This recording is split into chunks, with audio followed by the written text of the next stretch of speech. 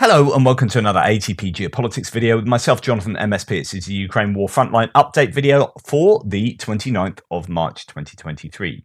Let's get right to the northeast sector on the War Mapper map. It looks like this. I might do later on a little just chat about what I think where I think the counteroffensives will be and why. Just an extra sort of 5-minute video. And you know, when I say 5 minutes, I never quite succeed. Anyway, northeast, Kupiansk to Svatova to Kreminna axis. My map looks like this. There has been not a lot to report along this line, really. The ISW, Institute for the Study of War, American military think tank, says the Eastern Group of Forces spokesperson Cheravati reported on March 28th that there were 13 combat clashes along this line in the last day. Right, 13 is tiny, like 13 little skirmishes, instances of maybe a tank here, 20 soldiers there, whatever. 13 all the way from, you know, here down to probably Kreminna. I would have thought that is really very quiet day of activity along this axis. And he says that while Russian forces have concentrated some of their best troops in the area, they are suffering widespread shortages in armored vehicles. Now, there is geolocated footage posted on March 28th indicating that Ukrainian forces have made a limited advance in the forest area near Dobrova, about 6 kilometers west of Kreminna. So that geolocated footage is all the way down here. We'll talk about that in a second. I just want to go and see what Rebar has to say.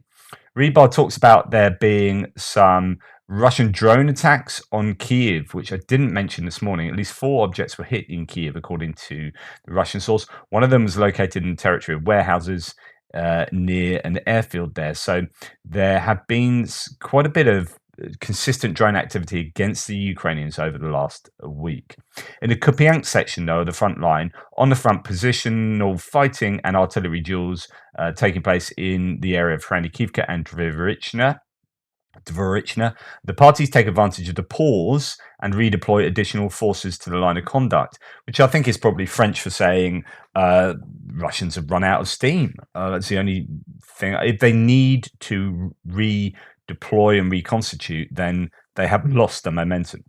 Not that they had particularly much momentum in this area. In the Lysychansk sector, he goes on, which is further down south, Russian units continue to press the enemy into the wooded area near Kreminna. At the same time, the Ukrainian positions are being hit by the artillery and armored vehicles in the area of Torska and West Dobrova. Okay, so as we do come down here, we can see I've adjusted my mapping here. I don't know if this was taken the last 24 hours, but I was just looking at Deep State map, and there was basically this area here that the Ukrainians did sort of have, or it was grey zone, and that is now under the control of the Russians. So something like that. Now, this geolocated footage shows marginal increases. To be fair, I mean, really, this was just grey zone there. And basically, you've got a little bit of Deep State has this under Russian control now, just a small amount there. Well, let's go and have a look at it. You've got footage of Russian tank having a go at some areas in this forested region there. So that tank just there, you can see as it zooms out a little bit, that tank is by a tiny clump of trees there. And that's firing on a forest just opposite. Well, that tiny clump of trees is that tiny clump of trees there. So you basically have the tank there shooting. It's not there, actually. It's just back here, shooting into these trees here. Now, whether that translates to Russian control here, I would be somewhat dubious. It doesn't really matter too much. I mean, it's a matter of meters. But I would say that this is probably grey zone where you're having that area is being contested. Geolocation is there, so that is what's happening in that area. No report says sporadic clashes north of Dobrova after previous Russian offensive attempts failed. There has been little information from Kreminna axis apart from the repulsed attack north of Dobrova, which is probably that attack. There are only sporadic attacks. Ukraine is on the defensive. Russia lacks pushing power and encounters stiff defenses. Attacks near Bilorivka and Chervonopipivka were repelled. So that's what he has to say about that area. We then move on to Bilorivka. So just go back to my map, sorry. Not too much information about what's happening in the forest. I've just jigged my lines marginally, if anyone particularly cares, around this whole area, just to make them more accurate and in line with other mappers. But what has happened is that Ukraine have pushed back the Russians around Bilorivka. Now, people like Combat Veteran were questioning whether this is a sign of a counter-offensive. Clearly not, in my opinion. This is just the give and take of frontline activity, in my opinion. Syriac Map says the Ukrainian army has managed to recapture the high positions east of the town, thus increasing the buffer zone over it, and that will be useful for them to get higher positions, obviously for defensive purposes. So that's Bilorivka, which is good news for the Ukrainians there. In fact, if we go and look at what Defmon says, he's gone onto Substack and is compiling his daily reports there by the looks of it. Weather, as usual, we have a look at the weather, possibly snow and temperatures around zero, so a little bit colder for a brief period. As far as Kreminna goes, during the last few months, the Russian forces have managed to push the Ukrainians back a bit from Dubrova towards Torska. I previously considered this area mostly a grey zone, but the Russians have somewhat control of the area now. The AFU have lost a little bit of ground south of Dubrova and Kreminna, despite heavy attacks by the Russian VDV, the airborne units composed of mostly Mobiks. Russia have not managed to gain much ground in the forest south of the river and east of the Siversk. The intensity seems to have picked up slightly over the last few weeks. In contrary to the area south of Siversk, where the intensity has decreased a lot. This is to say that yes, the Ukrainians have lost some ground in the forest area around Dubrova and towards Torska and Zarichna. So that there is fighting towards there at the moment, but considering that's the Russian offensive, it's not incredibly impressive. Indeed, if we go to Kenneth Gregg, the Swedish fighter in Ukraine who has contacts in various places, he says Bilorivka, we started to march east. The Russians' 127th Separate Rifle Brigade had to retreat 3.8 kilometers, and right now we are nose to nose with their 7th Squad Bards, which is a reserve squad. We push these two units towards the river, so the question is whether they flee south or swim across. So he's going back up here, pushing them in these directions to the east, and he also talks about how the Russians have gained going towards Zarichna here, which is exactly what I was talking about in this area there. As a counterweight, the Russians have advanced over open meadows about 2 kilometers towards the spearheads in the direction of Zarichna. Again, it's a grey zone where the Russians tried to get better strategic positions. Since they came across open ground, it was a real meat grinder here today. Some give and take in that area. Anyway, as promised, let's get to Bakhmut. So if we look first at the north of Bakhmut and we go to null reports, north of Bakhmut, it's a repetition of moves in recent days. Russian troops shell Minkivka and Novomarkova with artillery. In addition, offensive actions towards Bodanivka and to a lesser extent Hryhorivka do not stop. No changes to the map. So this is to say that there is pressure, going back to my map here, towards Minkivka along this road, and also still not a lot of movement actually in Orikovo, Vasilivka, and towards Hryhorivka. So there is still fighting there, but no territorial gain for the Russians. In Bakhmut itself, Russia has made unconfirmed claims that they have made territorial gains north of School Number 5. There are no more than rumors that the Azov complex in the north is under Russian control. Unverified, Ukrainian sources confirmed to me that fighting is still close to the 0506 road in Kremova. So fighting down south, and claims that the steel works have been taken, or the metallurgical plant there.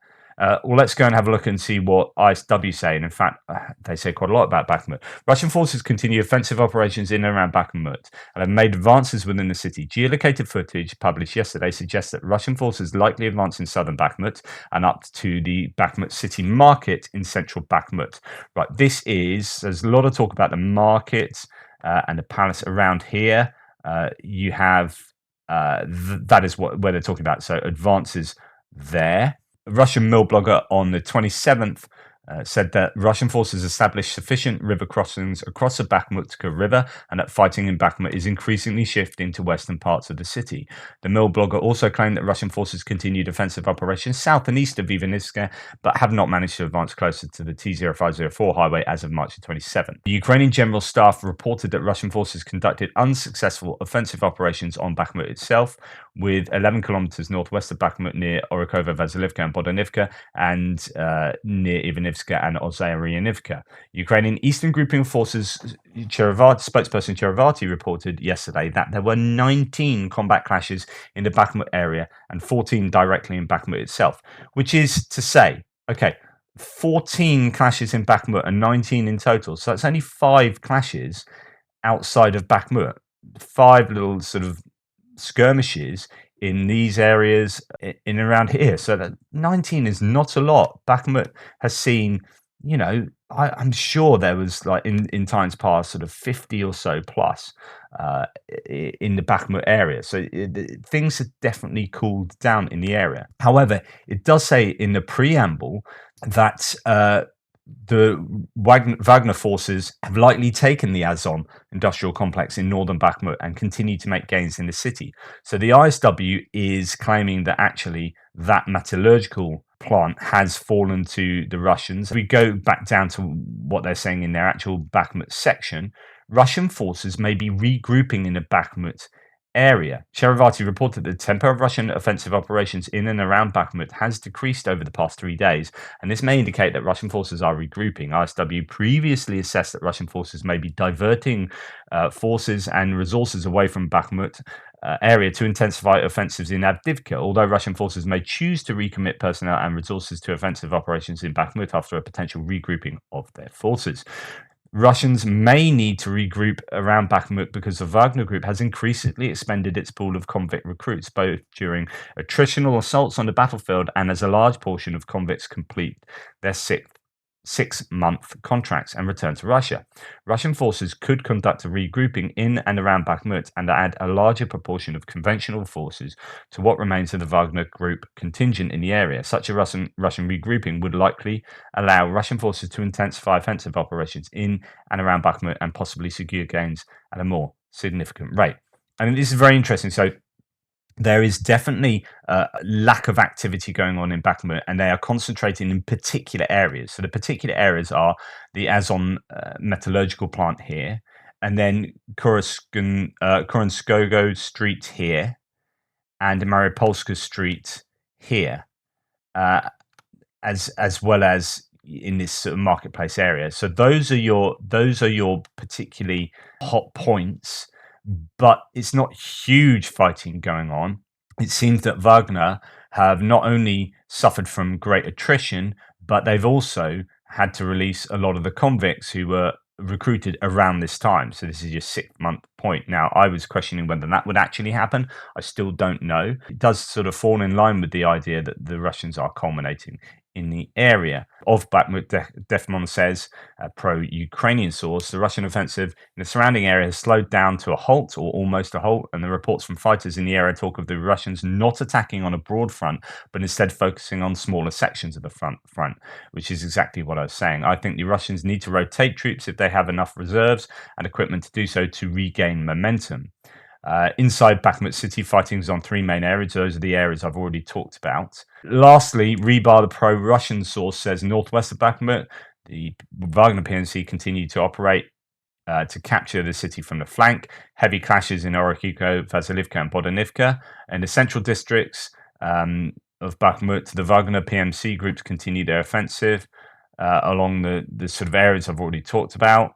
The southern part of Mariupolska Street is now controlled by the Russian forces. Shooting battles are taking place near the intersection of a few of the other streets there. And that's the end of Bakhmut as far as rebar is concerned. Not huge news, but have been gains. Now, certain mappers will say different things. So, for example, the deep state map, it has it looking like that. Okay, so you don't have, there's less of an enclosed cauldron developing. It's slightly more open, and they don't have this area being controlled by the Russians as Syriac maps and other Russian mappers do. I'm going with the worst case scenario. Usually, Syriac is either correct or is highly predictive of what seems to happen. So at least at the moment, I know there are a few claims that have been made recently in other places that some of my readers have been less impressed with. But I think that's probably what's going on in Bakhmut. Like I said yesterday, the question is whether this is actually just a form of very slow operational withdrawal, where they're just bleeding the Russians as much as possible, but still, cognizant that they are going to lose Bakhmut, and they're just allowing themselves to be able to retreat by keeping these two lines of communication open in the north and the south here, and that will allow them to cede this ground and bleeding the Russians for as much as possible, using, as we can see, snipers, artillery, booby traps, all sorts.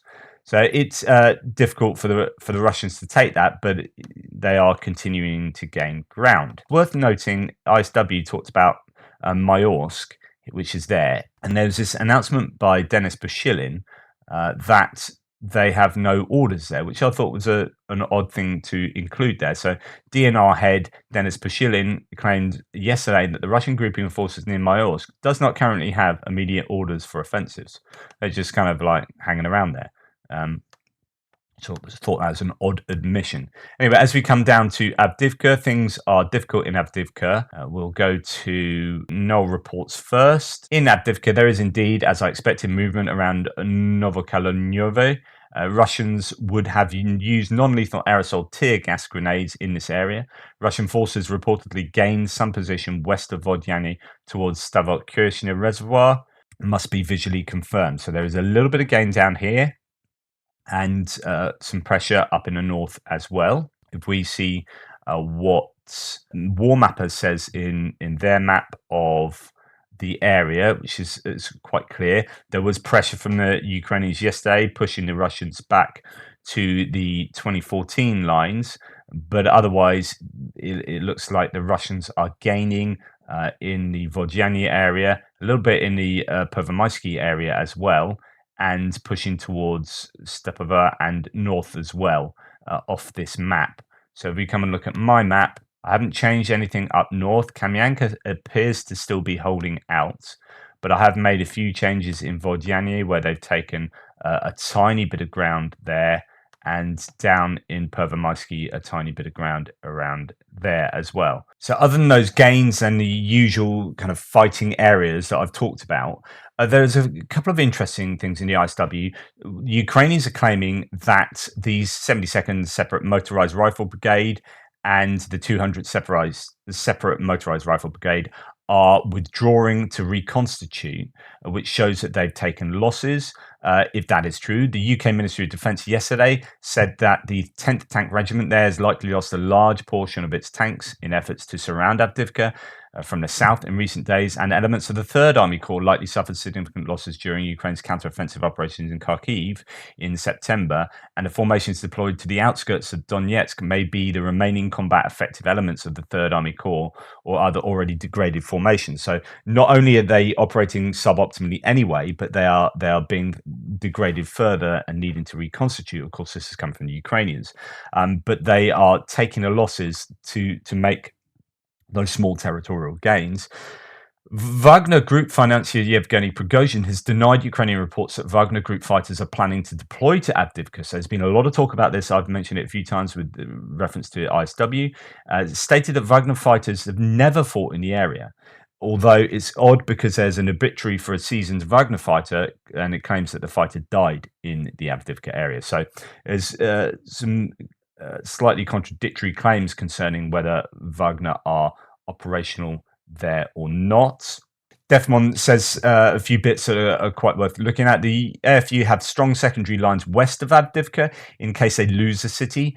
So from that point of view, it's not the end of the world. However, the Russian logistical situation will most likely improve in Donetsk. If the AFU lose Avdivka, a lot of pressure will be applied to the south in the Pervomaisky and Krasnohorivka direction.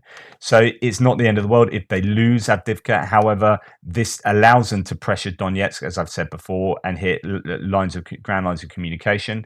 And if they lose Avdivka, a lot of pressure will be put on Pervomaisky and Krasnohorivka here as well. So it will be obviously useful for the Ukrainians to maintain control of Avdivka. But again, you've got the same sort of conversations you have regarding Bakhmut. Anyway, as we move on to Vuhledar, we have their claims of positional battles near there, and the Ukrainian forces continue to conduct reconnaissance and force operations in the area. The Ukrainians have reported that Russian forces recently introduced 2 unspecified tank units and a special unit of the airborne troops to replenish elements of the 155th Naval Infantry Brigade that's really been hammered there, suffering significant losses in the Vuhledar area. They may be attempting to reconstitute the unit to resume offensive operations on Vuhledar. Russian forces have reportedly reconstituted the 155th as many as 8 times, and it's unlikely that another reconstitution would result in the combat effectiveness needed to resume offensive operations. That is, they have really suffered in that area, but nothing particularly to report. I have jigged my maps a little bit. Deep State map disagrees with Suryat maps. So Suryat maps has control of the dachas. It goes something like this. Much wider control over there, whereas Deep State map is a little bit more conservative as far as the Russians are concerned. That may be the case, I'm not sure. When it comes to Zaporizhia, we have heard overnight, I told you in the news this morning, that Melitopol was hit by HIMARS. That's been hit 2 nights in a row in quite a major way. So we had a school that was being used as accommodation that was hit, and I presume other locations 2 nights ago, and then last night we've got the airport, electricity substation, and I think railway depot hit there. So that's taking significant attacks from the Ukrainians. The question is this the sign of things to come? Is this the shaping the battlefield for a counteroffensive in the area? Not sure. Bad weather around here has actually, according to the Russians, allowed the Ukrainians to attack. They've taken advantage of bad weather to do some reconnaissance and force attacks in the area, but nothing too major. And then we've had talk that the Russians have not shelled this area here, the South Bug River, Ochakiv sort of area from the Kimban Peninsula for 3 days due to bad weather. And on the other hand, the Ukrainians have been hitting logistics and ammunition depots along the Dnipro River with their artillery. So their artillery has been pretty active there. And interestingly, we've heard less news of shelling, and this is just me speculating, just a sense of less news of shelling. We did hear that Kherson was getting pummeled almost on a daily basis. I haven't heard much about Russian artillery hammering the western bank of the Dnipro. And at the same time, I've reported every day that there seems to be a concerted attempt to degrade Russian artillery. And this could well be in this area, so that they are pushing the artillery back and out of range of the West Bank. So as they take the artillery back and move their longer range artillery further towards the river, it potentially, and again, this is me speculating, could be the case that they are pushing the Russian artillery back to here, back and backs, further and further and further away and taking out their ammunition and logistics until they are unable to hassle the Ukrainian settlements on the western bank of the Kherson, of the Dnipro River. This is what I claimed might be happening sort of weeks ago. And I don't know if actually it's just an intuition I have. I don't know whether that has actually happened. It appears that might have happened, but again, that's speculation. Anyway, that's the Frontline update for the 29th of March. Please like, subscribe, and share. Really appreciate all the time that you spend with me. and look forward to speaking to you in the extra video a little bit later.